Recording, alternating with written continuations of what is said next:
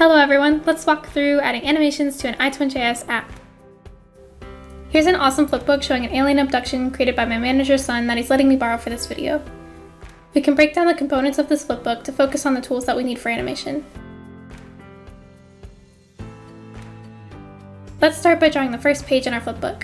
For that, we'll need the canvas or the page. We'll want somewhere to actually put our drawings. We'll also want an artist or someone to draw them.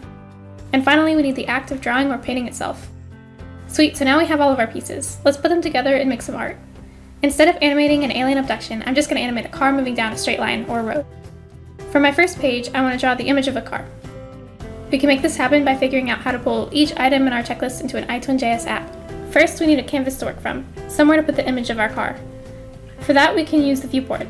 The viewport holds the iModel, but we can also add in our own custom graphics. I'm setting this up in my entry file, or app.tsx, where I'm essentially telling the viewport to be a blank, empty sheet of paper. Now that we have a canvas, we need someone to paint on it. For an iTwin.js app, we're going to use a decorator. They're awesome, talented painters that we can use to draw anything we need in the viewport. The images and drawings they make are called decorations. These are things like the car or the spaceship. We tell the decorator what and how to draw by adding and filling in our decorator's decorate method. This is where we put pen to paper and actually add things on top of our canvas. There are many different ways to paint on our canvas and draw decorations. One of the ways is to use the particle collection builder, which is what I'm doing here. Feel free to use this method if you're trying to use textures or images. It's also really great when there are a lot of moving particles.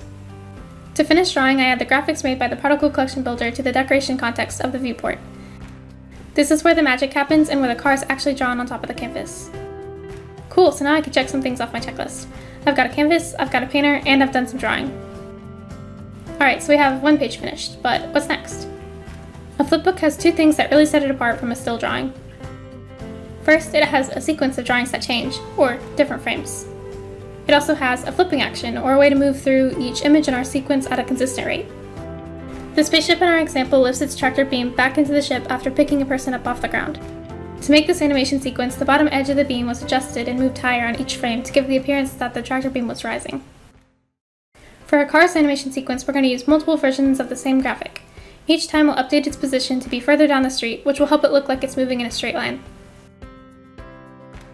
I have this logic wrapped up in a method called moveCar. In this method, I'm just moving my car at a constant speed by keeping track of the car's distance and the elapsed time. Back inside the decorate method, I'm going to call the moveCar method. I'm doing this before adding the car to the particle collection builder or to the decoration context. This helps make sure that the car's position is updated before it's drawn in the viewport. Okay, so now I have a sequence of cars, but how do I actually flip between pages? We can do so using the magical viewport invalidate decorations method. It refreshes our decorators by initiating a new call to decorate. Essentially, each time our decorators are invalidated, we're moving on to the next frame or flipping to the next page. To perfect the art of flipping through our flipbook, we need to make sure that we're calling invalidate decorations frequently. We can do that by recursively invalidating decorators. One way to do this is through the viewport's onRenderListener. Okay, so how this works. The decorate method causes decorations to be drawn or rendered in the viewport. I can act on this event by using the onRenderListener, who is called anytime anything is drawn in the viewport. Inside my onRenderListener, I call invalidate decorations, which would prompt decorate to be called again. This creates a cycle that can be used to make sure new frames are being drawn regularly. Here's what this looks like in code. I set up my decorators in app.tsx. Alongside that, I create my onRenderListener, which calls invalidate decorations. When we call invalidate decorations, the decorate method is called.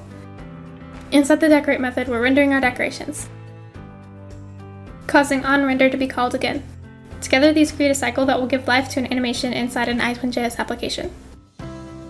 So that's it. That's all that's really needed to make a smooth animation. Here's the final product. It shows the basic animation of a car moving down a street.